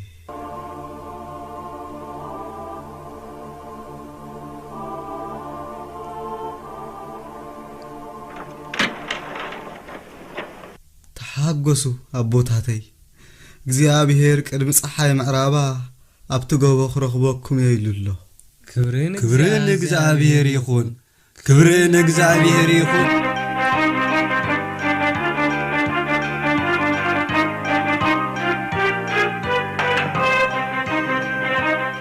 ናይ ደሓን ዳኣ ትጎይለኹም ናበይ ትጎይለኹም ኣቦና ብሸይ ክርስቶስ ኣብ ዝጎቦ ክመጽእ ኢልና ተማልኣኒ ባ ዝወደይ ይቕረ ግበሩለይ ኣቦ ተሃዊ ከለኹ ተማልኣኒ ባ ዝወደይ ኣነ ንባዕለይ ክኸይድ ኣይከኣልኩን ናበይ ትኸዱ ኣለኹም ኣቦ ናብቲ ላዕሊ ጎቦ ይኸይድ ኣለኹ በሉ ንዑ ደሓን ክሕግዘኩም ኣብ መንኩበይ ደይቡ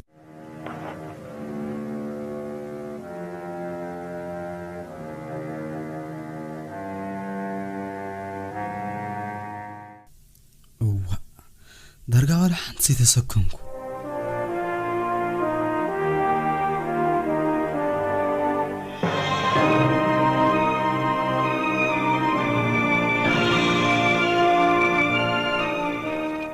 እንታይ ደኣ ኮይነ ምኻድ ስኢነ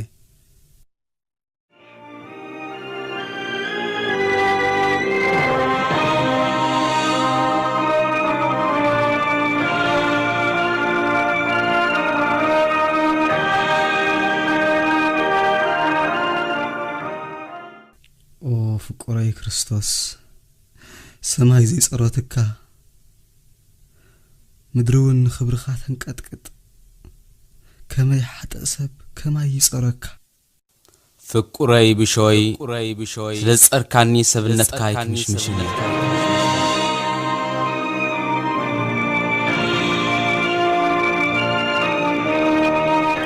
አንቱም አቦና ብሾይ ፀሐይ ዓሪባ ክርስቶስ ድማ ክሳብ ሕጂ ኣይመፀን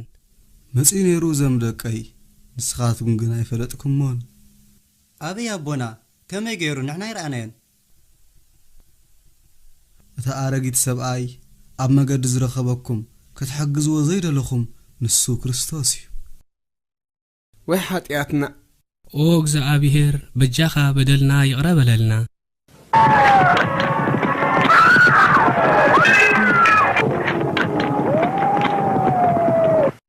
شي نغين نهدم ቅድሚ ዘንበርበራውያን ምምጾም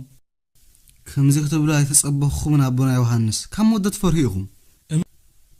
እመኑኒ ኣቦና ከም ሞት ኣይፈራሕኩን ኣነ ዝፈራሕኩ ሓደ ካብ ዘንበርበራውያን ከይቀትለኒ እሞ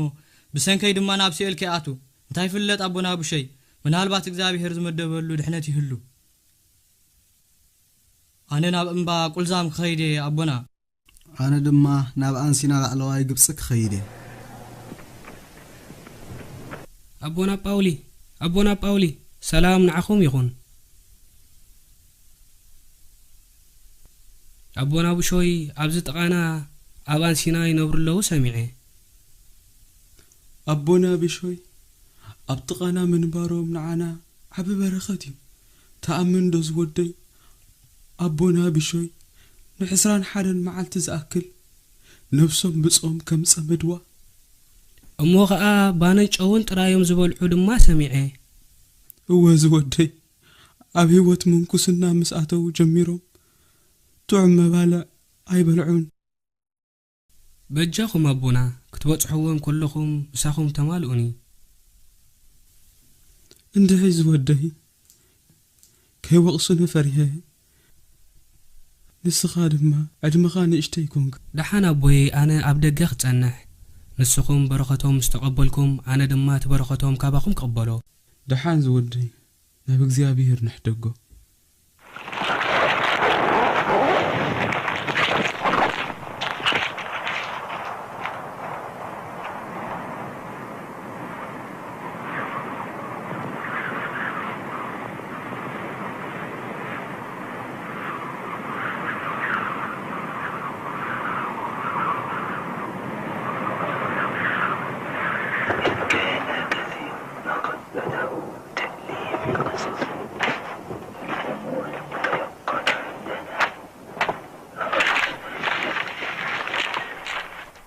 سلام نعخم أبونا بشوي سلام نعخم أبونا باولي تاموح دحان كفلوا أنا تفيئكم من قد ما نويحني እግዚአብሔር ኃይል ይሃብኩም باول حوي نعو تقاي كفلوا وقسلكم تقاي كفلوا كابت محل تستراخبنا الله تحيزي أنا كل جزي مسخم كخون مدبكم أنا كل جزي يزنافقكم تمني تيدما كي تفعلنا خنبريو صلت نقبر أبونا እግዚአብሔር ናይ ልብና ድሌት ክህበናን በሐንሳው ድማ خنبر آمين سمعن دو أبونا تايد أنا بفهمون أبدأ قديفكم نسو بعد ما نشتيو أبسم الله ودما نعخم داس زي بلكم كي كوين ليه أنا كم أخونا يقبعني هو بعد ما نشتي كوانت غني نقرقن لبامي بإيدو دماغ زي أبيهر وزحات سبات كدحني بشوي فكر كريستوس بحق قدس يخم أبونا صوع ودحان بفهمن ودي نعز ودي نعن أبز قرب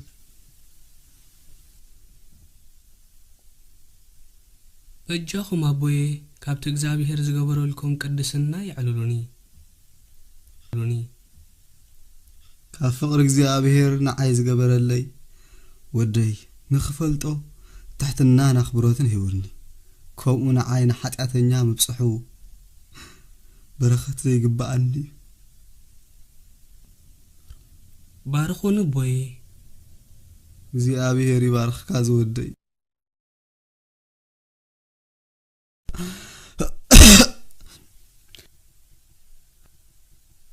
ክብርን ሞገስን ሎሚ ንዘለዓለም ንዓኻ ይኹን ጎይታ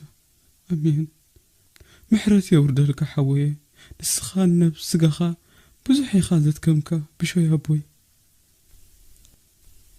ኣነ ኣይግባኣንን ኣቦና ስምዑን ኣቦይ ድኻመይ ምስ ድኻምኩም ኣይወዳደርን እዩ ንዓኹም እግዚኣብሔር ተገሊጹልኩም ነብስኻ ምድካመይ ኣኽለካ ፍቅረይ ጳውሎ ድማ በለኩም እንታይ ሞ ንድኻመይ ምስ ድኻም ክርስቶስ ንሰብ ዝገብረሉ ክወዳደርን ከሎ أنتم قدوس أبونا باولي كساب بسجا زهلنا نفسنا تدكم كرمي موتنا ناب حمد مملاسنا سألوا لي أبا بشوي أملاخ حيلي خفني بس كل حيلي دماغ سرح سلام عهم قدسان أبوتاتي أبونا أتنا تيوس زان سينا قدسناهم نعين بشوي حقاتنيا تبصح مسيكم كمون نعي نحلاتنيا باولي مسيكم أبوتاتي نعي تسألي لي أنا حات أسابي زخل زبالكم نايب قبأنني كم هاي تبلو أبونا كفلو عرفوا برخاتكم دماغ نقبل كفلوا نسخهم عبي قدس هبو يخم أمهنكو سنها دماغ عبي قد أخلوكم بحيلك زيابي هردماغ قدام بسمكم كهناسيو مسانا زيت خدوا أبونا باولي بزحات ملكوسات مسانا خالد زدري له حراي بلو زي برغاتي هزقبال نخيد بلا أبوتاتي تأمن دو أبونا بشي حج مسقلك ملكوسان كوفي لهم رئيهم بحقي كما يجرون دا صباح بسكتيس صلوت كنقبرينا زبلنا نا بسكتيس كبصحو بحور عسات حموشة معتي زد اليوم كما يجرون دا آخركم بيهم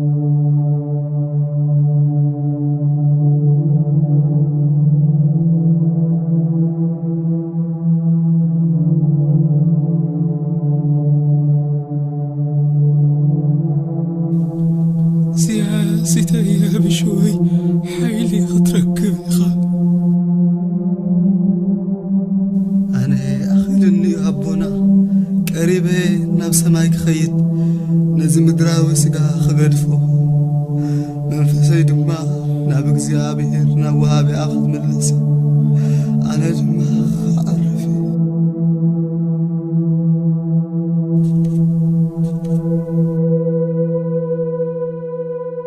እግዚአብሔር ኃይል ይሃብካ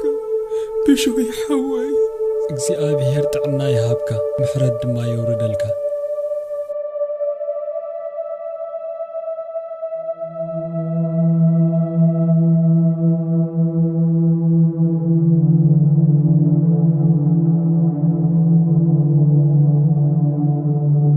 ንዓና እውን ኣይግባአናን እዩ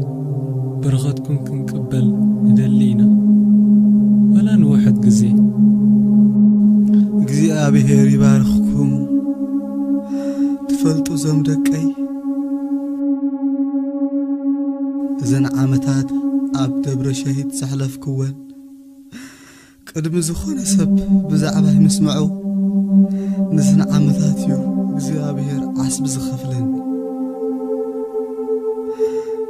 እግዚአብሔር የበርታዕኩም ሕይወትኩም ድማ يبارككم بأنت فقر بيت كريستيان قويتاين أملاخين فقر يسوس كريستوس منفسي نبخا حاج قال لخو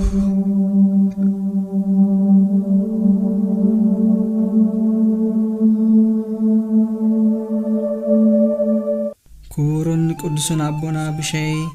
زعرفلو علات بلت 15 ورشوعات 410 10 دحر لدة كريستوس إيو ኣብ መበል 97 ዕድሜኦም ድማ ዓረፉ ዝተቐብሩሉ ቦታ ድማ ኣብ መናኢት ሳቐር ጥቓ አንሲና እዩ ብድሕሪኡ ብኸባቢ 3 ወርሒ ድማ አቡነ ፓውሊ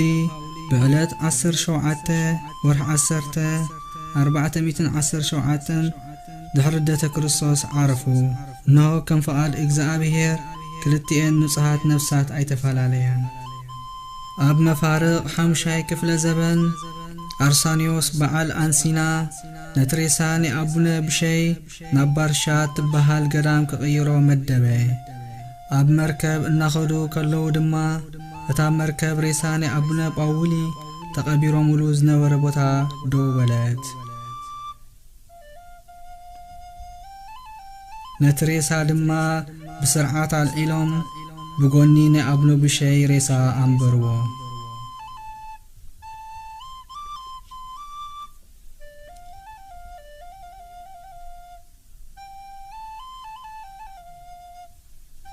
ኣብ መፋርቕ ተሻዓይ ክፍለ ዘበን ብብፁዕ ወቅዱስ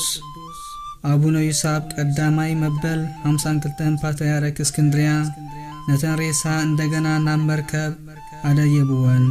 ብምኽንያት እዚ ድማ ዓብይ በዓል ተገብረ መነኮሳት ገዳም አቡነ ብሸይ ብምስጋናን ዝማሬን ተቐበልዎም ምስ ሬሳ ንአቡነ ጳውሊ ገይሮም ድማ